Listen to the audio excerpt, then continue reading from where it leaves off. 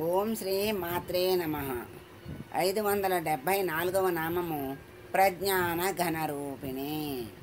ఓం ప్రజ్ఞాన ఘన రూపిణ్యై నమః.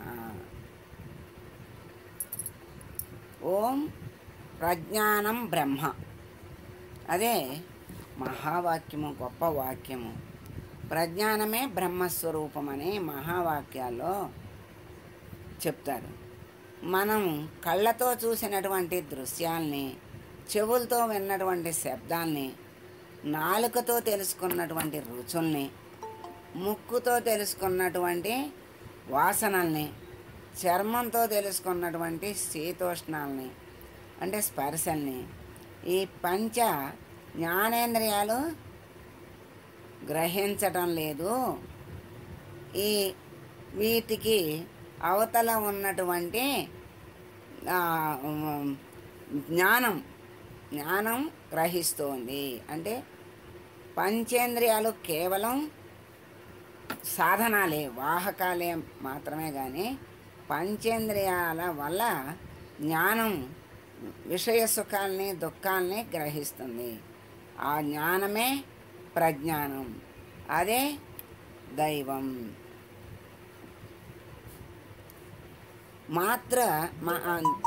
అదే దైవం. మాత ప్రజ్ఞాన ఘన స్వరూపిణి అయింది. అంటే మనకి ప్రతి ఇంద్రియానికి కూడా ఇంద్రియాలన్నీ ఉన్నాయి, శరీరం అంతా ఉంది. అది మనకి ఇంద్రియాలే, శరీరమే పనిచేస్తోంది అనుకుంటే అది భ్రమ. ఎందుకంటే ఇంద్రియాలు మనకి పనిచేయటానికి, దానికి ఇంద్రియాలే పనిచేసేటట్లయితే మనకి ఇంద్రియం ఉంటే పని చెయ్యాలి. మరి అప్పుడప్పుడు ఇంద్రియము ఉన్నా పని చెయ్యని స్థితి వస్తుంది. అంటే దానిలో ఉన్నటువంటి శక్తి క్షీణించింది. ఆ క్షీణించటం వల్ల మనకి అలా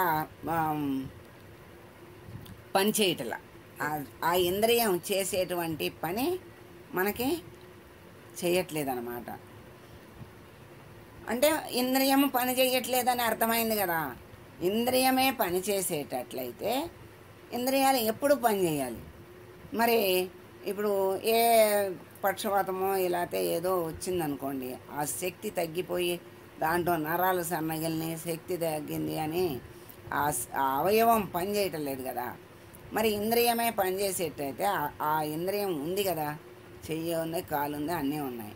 మరి పని చేయటం లేదంటే అంటే దానిలో ఒక శక్తి ఉంటుంది. ఆ శక్తి ఆ ఇంద్రియం చేత పని చేయిస్తుంది అని మనకి ఇప్పుడు దృఢ నమ్మకం కలిగింది కదా. అలా ఆ శక్తే ఇంద్రియాల్ని నడిపిస్తుంది. ఒక రకంగా ఆ శక్తే ప్రజ్ఞాన ఘన రూపిణి. అంటే జ్ఞానముతో పని చేయిస్తుంది. జ్ఞానము కలిగి ఇంద్రియంతో పని చేయిస్తుంది. అలా ప్రజ్ఞాన ఘన రూపిణి అన్నారు. ఈ విద్యలో పూర్ణదీక్షకు వెళ్ళే వారికి మహావాక్యాలు ముందు ఇస్తారు. అది మహావాక్యాలు ఇవ్వడం అనేది ఒక రకమైన సన్యాసమే. అంటే ఇది ఈ సన్యాసం అంటే విడిచేయటం అంటే అన్నిటినీ వదిలేయటం. అంటే ఇక్కడ బాహ్యాన్ని వదిలి అంతరాన్ని పట్టుకోవటం అనే అర్థం వస్తుందన్నమాట. ఈ బాహ్య జగత్తులో ఉన్నటువంటి విషయాలన్నింటినీ వదిలేసి అంతరంలో ఉన్నటువంటి వాటిని మనం తెలుసుకోవాలి. తెలుసుకుని దాని యందు నిలపాలి మనస్సుని. అదే ఆ జ్ఞానమే ప్రజ్ఞాన ఘనరూపిణి అన్నారు. వేషభాషలు సన్యాసిలా అంటే మహావాక్యాలు తీసుకున్నంత మాత్రాన సన్యాసిలా అయిపోరు. ఆ ఏదో కాషాయాలు కట్టుకుని ఇల్లు వాకిళ్ళు వదిలేసి వెళ్ళిపోవటం కాదు. వేషం మామూలుగానే ఉంటుంది, సంసారంలోనే ఉంటారు, సన్యాస భావంతో ఉంటారు. సన్యాసం అంటే ఇప్పుడు ఇంతకుముందు చెప్పినట్లే జగత్తులో ఉన్నటువంటి విషయాల యందు సన్యాస భావం. కేవలం బ్రహ్మమే అనుకుంటారు. అంటే ప్రజ్ఞానం బ్రహ్మ అనే ఆ వాక్యాల్లో బ్రహ్మమే ఉన్నది, కేవలం బ్రహ్మమే ఉన్నది అని ఆ వాక్యాల ద్వారా చెప్తారు కనుక ఆ బ్రహ్మమందే స్థిరంగా ఉండటమే సన్యాసము. అంటే ఆ లేశం అంతా కూడా అక్కడ అజ్ఞానము లేకుండా అజ్ఞానాన్ని వదిలేసి జ్ఞానస్వరూపుడు అవటమే. అందుకే ప్రజ్ఞాన ఘనరూపిణి, ప్రజ్ఞానం బ్రహ్మ అన్నారు. అందుకని ప్రజ్ఞాన ఘనరూపిణి, ఘనీభవించినటువంటి జ్ఞానం, అదే ప్రజ్ఞానం. అందుకని పరాశక్తి ఏమైంది? పరానిష్ట.